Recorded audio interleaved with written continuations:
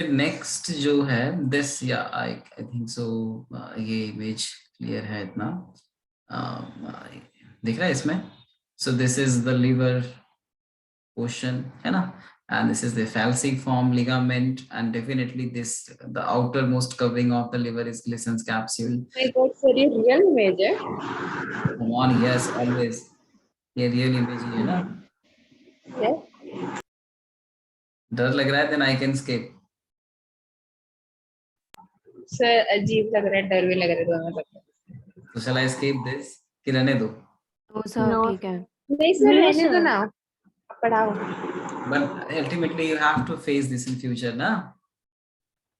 अभी तो आप लोग इमेज में देख रहे हो, in future you have to face in reality. आपको टच करना, आपको उसको कट करना, आपको डाइसेक्ट करना, तो आपको ये सब पता होना चाहिए ना। ठीक है, तो ये पैनक्रियाज हो गया। This is the tail of the pancreas, middle body of the pancreas, और ये डक्ट है, इसको हम लोग क्या कहते हैं? We call this as a duct of Wilson. And यहाँ पे दिख रहा है, this image is very clear. Let me just zoom it out, शायद से जूम होगा, नहीं, चलो ठीक है। ये दिख रहा है आपको, this is common bile duct, और देखो दोनों एक डक्ट में ओपन हो रहा है। हाँ सर। सबको, so that is ampulla of Vater. ये जो पोर्शन है ना, this is ampulla of Vater, and ये ओपन कहाँ पे हो रहा है?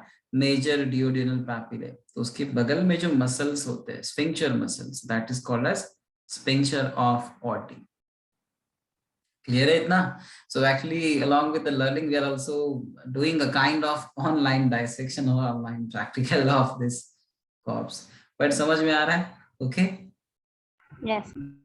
Right lobe, left lobe, and ये देखो उसके नीचे ये जो कुछ greenish part है, this greenish gland. So this is gallbladder. Okay, this is what? Gallbladder. फिर उसके नीचे ये अपना duodenum, which will continue into the into the the remaining part of the this intestine. और ये दिख रहा है spleen।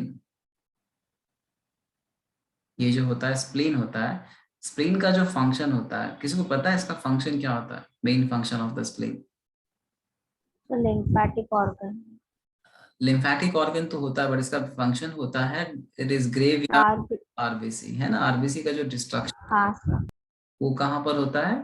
स्प्लीन के अंदर होता है। और फिर ये डायफ्राम है ना, ये पूरा जो है एक पार्टीशन के जैसा। और ये था। उसके बाद दिस इज द पाथवे, ठीक है, this is the pathway of the just Sir, what was the function of spleen? spleen is a graveyard of RBC। इसको हम लोग कहते हैं ग्रेवयार्ड of RBC। क्यों? बिकॉज RBC का जो डिस्ट्रक्शन होता है ना, after 120 days RBC is destroyed in the spleen। ठीक है, फिर यहाँ से जो है ना बिलीरुबिन, बिलीवर्डिन, वो जो है कहाँ पर पहुंचता है? लिवर में पहुंचता है, जो बाइल जूस के अंदर प्रेजेंट होता है। ठीक है, तो ये क्या है? नाउ दिस इज तो ये अपना एक हो गया राइट हेपेटिक डक्ट, एक हो गया लेफ्ट हेपेटिक डक्ट। दोनों किस में ओपन होते हैं? Common hepatic duct.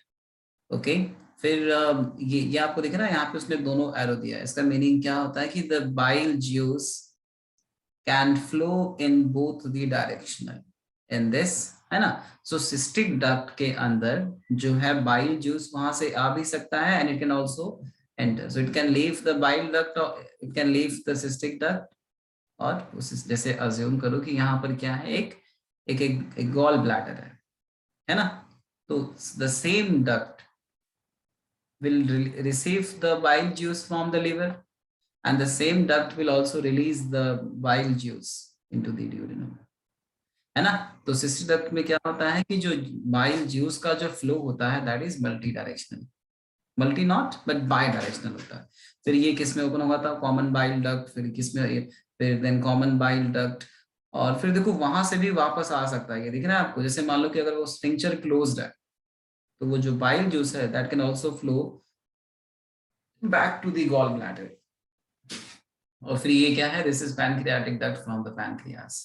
ठीक है, liver, gallbladder and the pancreas. यहां तक समझ में आया? तो ये पाथवे है। इसका पाथवे है गॉल ये बाइल ज्यूस का, ठीक है, ऐसे ऐसे करके ये बाइल ज्यूस फ्लो होता है। समझ में आ रहा नहीं अपने को कि नहीं? Yes, sir. और ये जस्ट मैंने आपको जस्ट इमेज दिखाया just for your information, extra information. Gallstone आपने बहुत बार नाम सुना होगा ना, गॉल स्टोन जो होता है, तो उसमें क्या होता है कि गॉल ब्लैडर के अंदर सम स्टोन्स फॉर्म हो जाते हैं मीन सॉल्ट के, है ना। तो सॉल्ट के जो स्टोन फॉर्म होते हैं, वो कंडीशन को हम लोग क्या कहते हैं, गॉल स्टोन कहते हैं।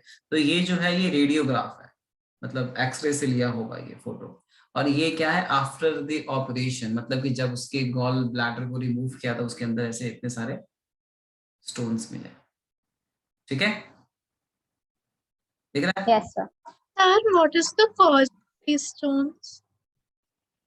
First stone, So cause. cause for the stone is like if the bile juice, if the flow of bile juice is obstructed in the pathway, जैसे अभी मैं बता ना कि if the bile juice is not flowing properly, or if there is some kind of accumulation of bile juice in the gallbladder, और simple क्या है कि if the bile juice is not circulating properly, it is not like released properly, then it may cause gallstone।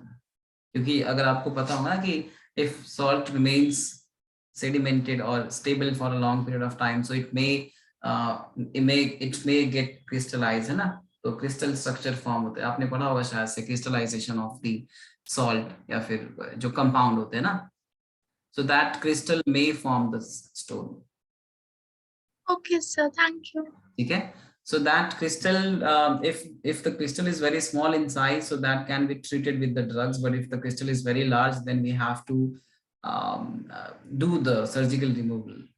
ठीक है, तो एक यहाँ पे टर्म आपको क्या नया मिलेगा, दिस कोलेसाइटेक्टमी, दिख रहा है? जैसे होता है ना, एक होता है अपेंडेक्टमी, आपने सुना होगा शायद से। तो इन द सेम मैनर ये कौन सा है, दिस इज कोलेसाइटेक्टमी। मतलब इसमें क्या, the process of removing gall bladder is called as what, cholecystectomy. ठीक है, और फिर तो ये ऑपरेशन किसका हुआ है, गॉल ब्लैडर का, फिर उसको कट किया है, देन दे हैव सीन, तो ये इतने सारे स्टोन्स मिले हैं। और ऐसा होता है किसी किसी पेशेंट में से भी ज्यादा भी स्टोन्स मिलते हैं। ओके, इतना क्लियर है? और देखो वहां पर उसने एक कॉइन रखा है, उसके अकॉर्डिंगली आप साइज मेजर कर सकते हो कि कितना उसका साइज होगा। ओके, यस, समझ? Yes, sir. Yes, sir. Are we going very slow or is it okay? Okay, sir. ठीक है, चलो फिर नेक्स्ट कौन सा है, डाइजेशन ऑफ फूड। सो सबसे पहले जो होता है डाइजेशन ऑफ फूड में क्या है, ये कुछ स्टेप दिया है, mastication of the food, bolus formation, swallowing और the deglutition। तो swallowing को हम लोग क्या कहते हैं, deglutition, then gastrophageal sphincter and controls the passage of the food। तो ये जो एक्चुअली है, ये इसमें आपको मैं ये बताना चाहता हूँ कि how the food enters in the small intestine or in the stomach। तो सबसे पहले क्या होता है, once the food enters in the buccal cavity, mastication of the food starts, है ना। और ये अपने को पता है, देयर इज नो डाउट कि मैस्टिकेशन में कौन हेल्प करता है, टीथ एंड टंग, है ना। Teeth helps in like mastication of the food, tongue helps in the bolus formation. ठीक है, स्वेलविंग में हेल्प कौन करता है, ये बताओ।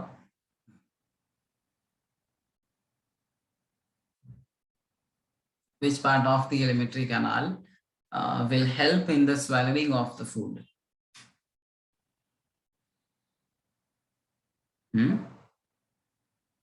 Think on it, बताओ। Esophagus.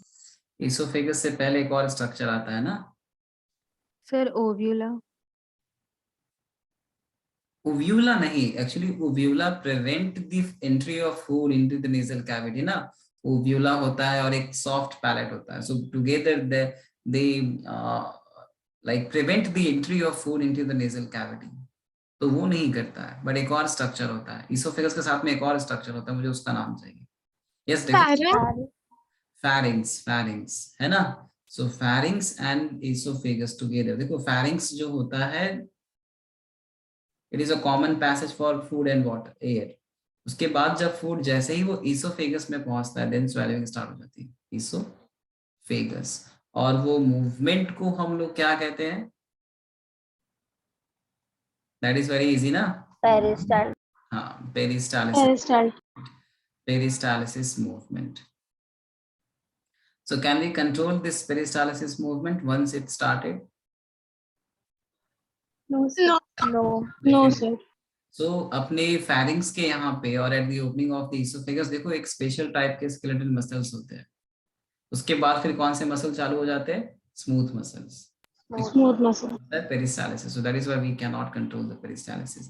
फिर जैसे ही फूड जैसे मान लो कि this is the esophagus and from here suppose this is the stomach, है ना? तो जैसे ही फूड इसोफेगस में पहुंचेगा, उसके बाद when it is trying to enter into the stomach, then यहाँ पे एक स्फिंक्टर होता है ना, that sphincter gastroesophageal sphincter. So actually this is the first sphincter which is encountered by a food when it is traveling in the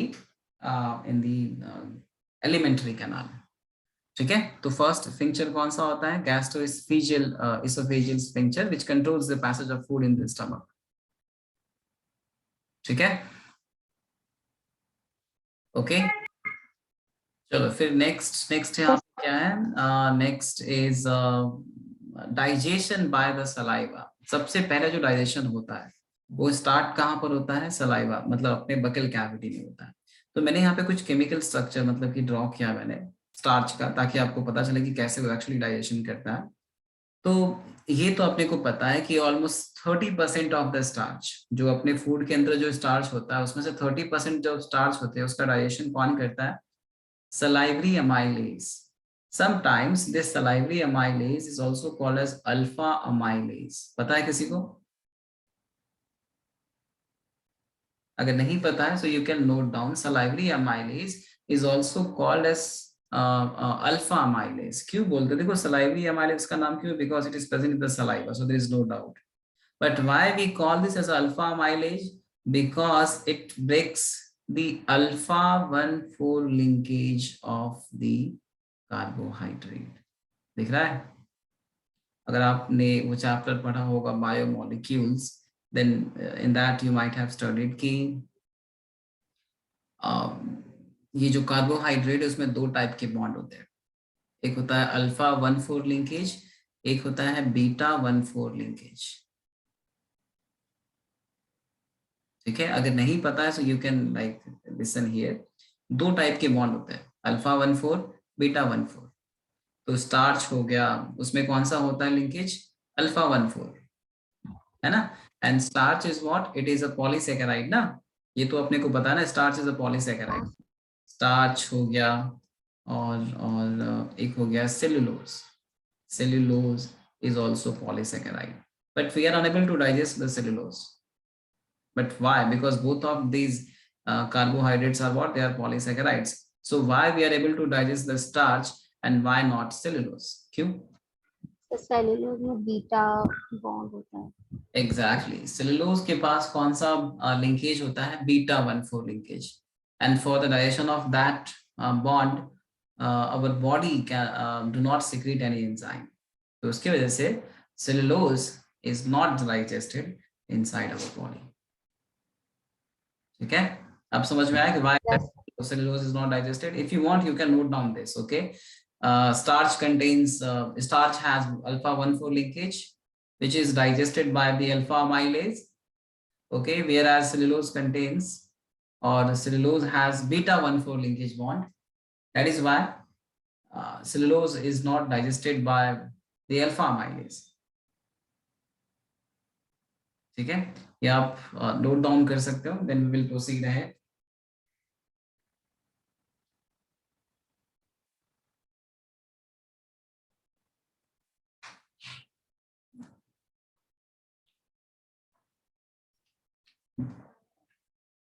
Done?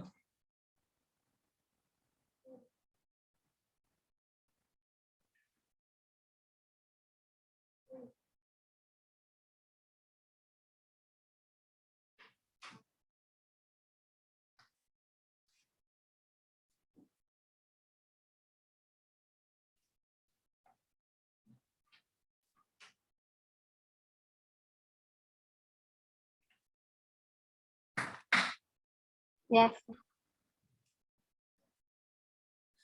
उसके बाद एक और यहाँ पे दिया है कि ये तो समझ में आ गया। अब देखो यहाँ पे if you see this diagram है ना, तो यहाँ पे ऐसे बहुत सारे, अच्छा ये होता ये जो है ना, ये इसमें एक कोई ग्लूकोज हो सकता है, कोई फ्रक्टोज हो सकता है, ठीक है। So this is monomer which is joined by the alpha 1,4 linkage.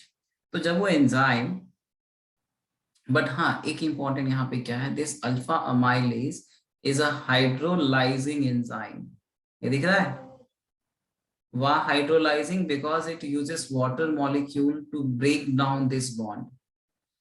अगर आपने वो चैप्टर पढ़ा होगा एंजाइम्स एंड ऑल, है ना, एंजाइम्स एंड कैटलिस्ट, हाँ सर। वो चैप्टर में आपने पढ़ा होगा there are different classes of enzymes are present. तो देखो how that concept is linked here. अब उसमें कितने होते हैं एंजाइम के क्लासेस, पता है आपको? मैं आपको शॉर्ट फॉर्म लिख देता हूँ।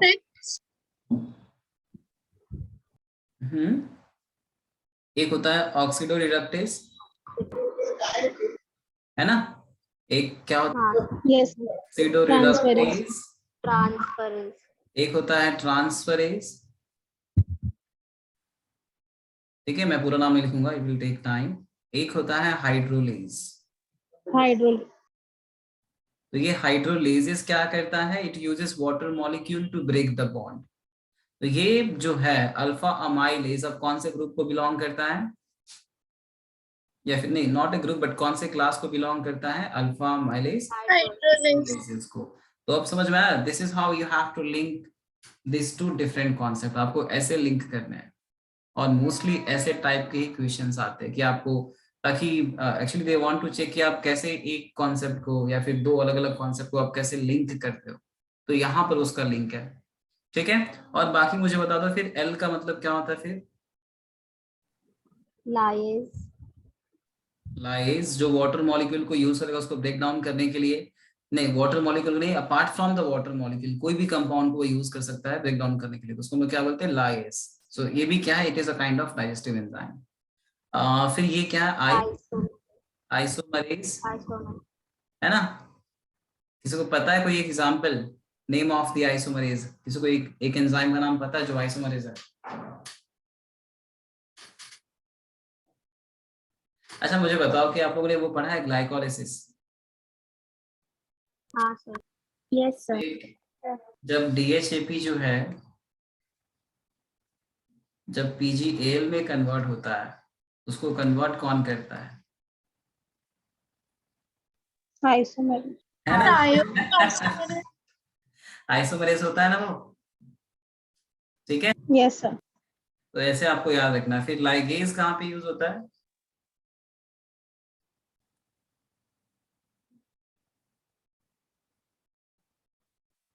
बताओ, अगर आपने पढ़ा नहीं है तो आप पढ़ोगे।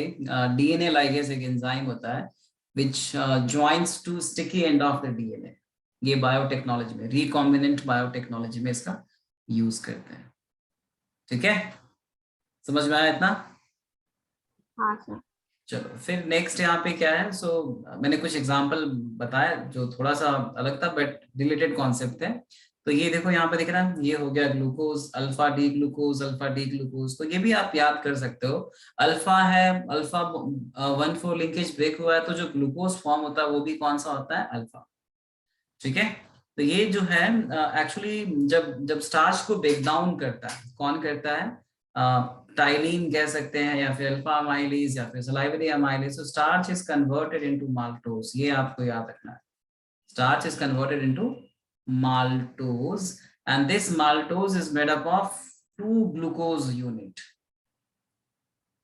ठीक है। अगेन ये जो कॉन्सेप्ट है ना माल्टोज का, यू विल लर्न जब आप ये पढ़ोगे चैप्टर बायोमोलिक्यूल्स। ये चैप्टर हो गया है बायोमोलिक्यूल्स, हाँ सर।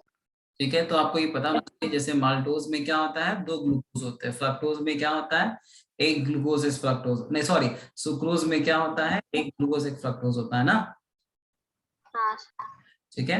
तो वैसे ही जब when the starch is broken down or it is converted, तो क्या फॉर्म होता है, maltose, and this maltose is made up of 2 different glucose unit, ठीक है। चलो फिर उसके बाद next is what, digestion in the stomach. Stomach के बारे में अपने को पता है कि it is a highly muscular organ, but अपने को यहाँ पे स्टडी क्या करना है, what are the different glands, okay, what are the different structure which aids in the digestion of the food in the stomach. ठीक है, तो सबसे पहले ये आपको दिख रहा है इमेज, सबसे कॉर्नर में जो है स्कैनिंग इलेक्ट्रॉन माइक्रोग्राफ, जो 440 टाइम्स मैग्नीफाई करके लिया गया है। So this is magnified 40 times the stomach mucosa.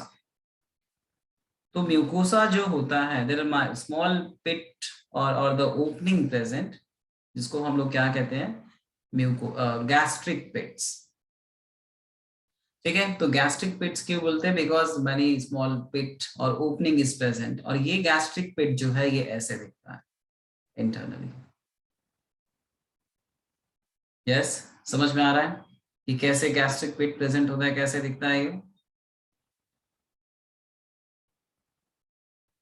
Okay, तो ये गैस्ट्रिक पिट को अगर मैं और मैग्नीफाई करता हूँ, if I try to see the different, मतलब उसका फंक्शन क्या है, उसके अंदर कौन कौन से सेल्स प्रेजेंट होते हैं, तो वो इम्पोर्टेंट है। ये कुछ ज्यादा नहीं हो रहा ना आप लोगों के लिए, ठीक है ना, समझ में आ रहा है ना, क्योंकि ये चैप्टर में से वर्ड्स, Yes, sir. ठीक है, तो आपको समझना ही पड़ेगा या फिर याद रखना पड़ेगा ये। तो सबसे पहला जो है डेफिनेटली ये जो सरफेस के ऊपर के जो सेल्स है, okay, these surface mucus, so these cells are called as what, surface mucus cell, और सिंपल से इसको हम लोग कहते हैं सरफेस नेक सेल कहते हैं। ठीक है, नहीं सॉरी, ये क्या है, सरफेस म्यूकस सेल, उसके नीचे जो होता है नेक रीजन में, उसको हम लोग क्या कहते हैं, म्यूकस नेक सेल। दोनों का काम क्या है, both of this cell, surface mucus cell और सरफेस नेक सेल, दोनों क्या काम करते हैं, इट सिक्रीट्स म्यूकस। और आपको पता है ना म्यूकस किसमें हेल्प करता है, it basically provides protection against the corrosive action of the gastric acid, है ना, टू द म्यूकोसल लाइनिंग। ठीक है, फिर next is what this if you just go deep inside this gastric pits, then you can see slightly different kinds of cell. That cell is called as parietal cell, और ये parietal cell ना बहुत ही special होता है। It is a kind of mini factory which is present inside the gastric pit. और कैसा factory है, क्या प्रोड्यूस कर रहा है वो, hydrochloric acid and intrinsic factor. ये जो इंट्रिंसिक फैक्टर है ना, this intrinsic factor is used for the absorption of vitamin B12। समझ में आ रहा है क्या हम लोग पढ़ रहे हैं? Okay, yes sir. ये पैराइटल सेल क्या सिक्रीट करता है, हाइड्रोक्लोरिक एसिड। मैं आपको बताता हूँ कि ये कैसे सिक्रीट करता है, हालांकि वो आपके सिलेबस में नहीं, बट मैं थोड़ा सा आपको दिखाऊंगा इमेज कि वो कैसे आयन के ट्रांसपोर्ट को करके, मतलब आयन को ट्रांसपोर्ट करके हाइड्रोक्लोरिक एसिड फॉर्म करता है। ठीक है Sir, a doubt. हाँ बताओ। So surface mucus cells और mucus neck cells, they both secrete mucus. तो फिर हम लोग इनको differentiate कौन से basis पे करते हैं? आप बताओ, नाम काफी है ना। देखो सरफेस पे जो म्यूकस सेल उसका नाम क्या हो गया, सरफेस, जो सबसे टॉप पर है। तो just location. हाँ, just by location.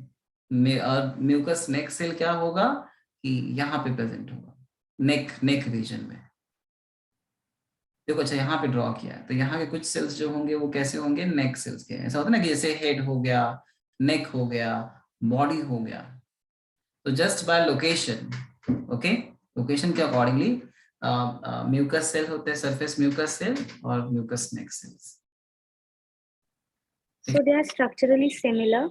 Yes, they are structurally similar, but their location is different. So that is why they have been named different. ठीक है? Okay, sir. चलो, हाँ, फिर पैराइटल सेल HCl सिक्रीट करता है, इंट्रिंसिक फैक्टर। उसके बाद फिर यहाँ पे क्या है, चीफ सेल।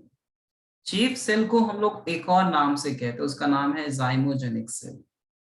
किसी को पता है ये जाइमोजेन होता क्या है?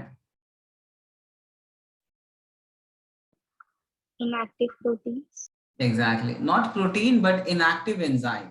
ऐसा कोई सेल जो इनएक्टिव एंजाइम को सिक्रीट करता है उसको हम लोग क्या कहते हैं, जाइमोजेनिक सेल। और वो इनएक्टिव एंजाइम को हम लोग क्या कहते हैं, we call that enzyme as a zymogen. ठीक है, ये बात आप याद रखना, zymogen is inactive form of the enzyme. अब जाइमोजन में बहुत सारे आते हैं, जैसे स्टमक में होता है पेप्सिनोजेन, इंटेस्टाइन में होता है ट्रिप्सिनोजेन, काइमोट्रिप्सिनोजेन, ऐसे बहुत सारे एंजाइम्स होते हैं। ठीक है, तो ये जो है चीफ सेल, ठीक है, जिसको एक और नाम से हम लोग कहते हैं इसको, हाँ ये चीफ सेल, एक ही नाम है। पैराइटल सेल का एक और नाम होता है ऑक्सिनटिक सेल। तो ये जो चीफ सेल है ना, ये क्या सिक्रीट करता है, पेप्सिनोजेन, और एक और एंजाइम सिक्रीट करता है जिसका नाम है गैस्ट्रिक लाइपेज। तो आपके टेक्स्ट बुक में गैस्ट्रिक लाइपेज को मेंशन किया है, but they have not mentioned source. तो आपको याद रखना है कि सोर्स कौन सा है गैस्ट्रिक लाइपेज का। ठीक है, so who secretes gastric lipase? This chief cell. chief cells. ठीक है, उसके बाद एक होता है जी सेल, जो मतलब एक्चुअली कुछ हार्मोन सिक्रीट करते हैं, जैसे एक हार्मोन है गैस्ट्रीन, है ना। सो गैस्ट्रीन से क्या नाम हो गया उसका, जी सेल। इतना समझ में आया? और ये सब कहाँ प्रेजेंट होता है, mucosa of the alimentary canal. ठीक है, एक बार आप देख लो फिर से, और अगर कुछ डाउट है आप मुझसे भी पूछ सकते हो। ठीक है, the different type of cell, कुछ है डाउट? एक बार गौर से देख लो।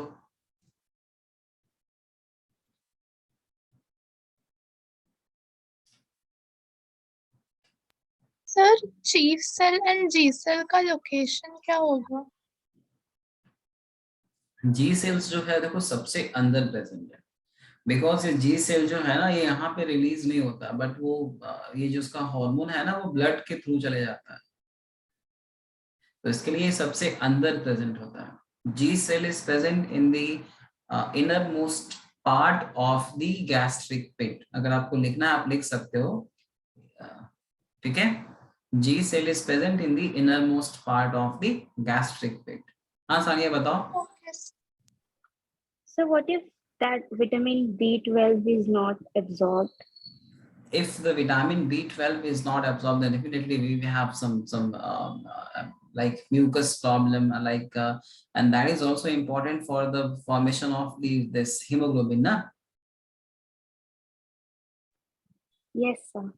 Okay, so that is why if any person is having some kind of gastric ulcers, so in that case that person may suffer from that kind of problem.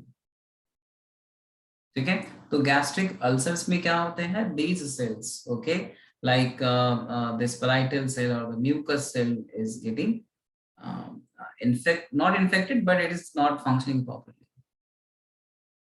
ठीक है, and this gastric pit is made up of single layer of cells, but they have like they have modified themselves. अगर आप देखोगे सबका basic structure same है, so they are like simple epithelial tissue, but their function is slightly modified. Function क्यों modified है? Because of the activation of the different genes in the different cells. ठीक है, इतना क्लियर है? Yes, sir. Yes, sir. These are the cells of the gastric glands. ये तो just मैंने आपको नाम दिया है पैराइटल। अच्छा, पैराइटल सेल का एक और नाम क्या है, ऑक्सिनटिक सेल्स। ठीक है, और ये मैंने आपको बोला कि मैं आपको बताऊंगा कि कैसे HCl बनता है, because this is very interesting ना। जस्ट इमेजिन करो कि एक एसिड जो इतना ज्यादा कोरोसिव है, वो एसिड अपने बॉडी के अंदर बन रहा है, तो कितना अमेजिंग चीज है ना ये। मतलब जस्ट सोचो कि एक एसिड एक मिनी फैक्ट्री है जो अपने बॉडी के अंदर प्रेजेंट है। तो वो बनता कैसे एसिड? सबसे पहले ये जो है ना, ये अपना ये जो सेल है, chief parietal cell, sorry, okay, तो ये पैराइटल सेल्स क्या करता है, ये आयन को ट्रांसपोर्ट करता है। और आपको पता है different modes of transport system. देखो यहाँ पर भी एक और कॉन्सेप्ट लिंक है, आपने एक सुना होगा, एक होता है सिम ट्रांसपोर्ट, एक होता है को ट्रांसपोर्ट। सुना आपने ये सब नाम? एंटी ट्रांसपोर्ट या फिर यूनिपोर्ट, सिम पोर्ट, आपने? हाँ सर। Yes sir. तो सिम पोर्ट होता है, एक और कौन सा होता है, एंटीपोर्ट। तो एंटीपोर्ट में क्या होता है कि एक मॉलिक्यूल, एक आयन अंदर जाता है, एक आयन बाहर जाता है ना, तो यहाँ पर वही हो रहा है। तो सबसे पहले क्या होता है कि ये जो अपाइकल मेम्ब्रेन है, इसको हम लोग क्या बोलते हैं, अपाइकल मेम्ब्रेन, ये जो टॉप वाला है। तो अपाइकल मेम्ब्रेन क्या करता है, एक क्लोरीन एटम को रिलीज करता है।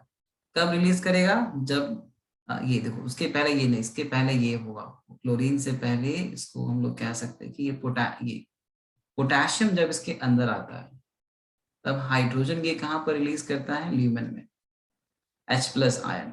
ठीक है, तो सबसे पहले क्या करता है ये अपाइकल मेम्ब्रेन जो है वो क्या रिलीज करता है, प्रोटॉन्स और दी H+ ion in the lumen. But ये कौन सा प्रोसेस होता है, एक्टिव ट्रांसपोर्ट, मतलब एटीपी यूज होता है। उसके बाद फिर क्या होता है कि जब क्लोराइड आयन जो है, जब ये सेल रिलीज करता है तो क्या अंदर जाता है, क्लोरीन, फिर ये क्लोरीन यहाँ से बाहर निकलेगा। ठीक है, तो जस्ट देखो कितना अमेजिंग है। यहाँ पर सबसे पहले क्या होता है, देखो ये CO2 वाटर जो अपने मेटाबॉलिज्म में फॉर्म होता है ना, क्रेब्स साइकिल का एंड प्रोडक्ट ये है ना, CO2H2O। फिर उसमें ये they will combine to form the carbonic acid. फिर एक ये जो एंजाइम है ना, इसका नाम क्या है, carbonic anhydrase enzyme, carbonic anhydrase. तो ये जो कार्बोनिक एनहाइड्रेज है ये क्या करता है, this will form the bicarbonates. तो जब एक बाइकार्बोनेट्स बाहर जाता है तो फिर क्लोरीन अंदर आता है। फिर क्लोरीन जो है ये पॉइंट से लेकर यहाँ पहुंचता है, फिर then it is excreted out, not excreted but it is secreted out. तो ऐसे करके क्या फॉर्म होता है, एसिड। समझ में आ रहा है? इन शॉर्ट यहाँ पे क्या Yes, होता है, पोटेशियम आयन सेल अंदर ले रहा है, बाइकार्बोनेट को रिलीज कर रहा है। तो जब पोटेशियम अंदर लेता है तो प्रोटॉन रिलीज करता है, और जब बाइकार्बोनेट बाहर लेता है तो क्लोरीन रिलीज करता है। फिर क्लोरीन अंदर लेता है, फिर ये क्लोरीन जो है बाहर जाता है, फिर ऐसे करके HCl प्रोड्यूस करता है। ठीक है, समझ में आया? तो ऐसे करके एसिड बनता है। अब ये स्टमक का कुछ फंक्शन है यहाँ पर। स्टमक जो है ये क्या करता है, स्टोर्स फूड फॉर, अच्छा टाइम कितना बाकी है, then we can complete this. Yes, अच्छा 2 मिनट बाकी है। ओके, आप एक काम करो, फिर से ज्वाइन करो, then we will continue with this new this starting. ठीक है।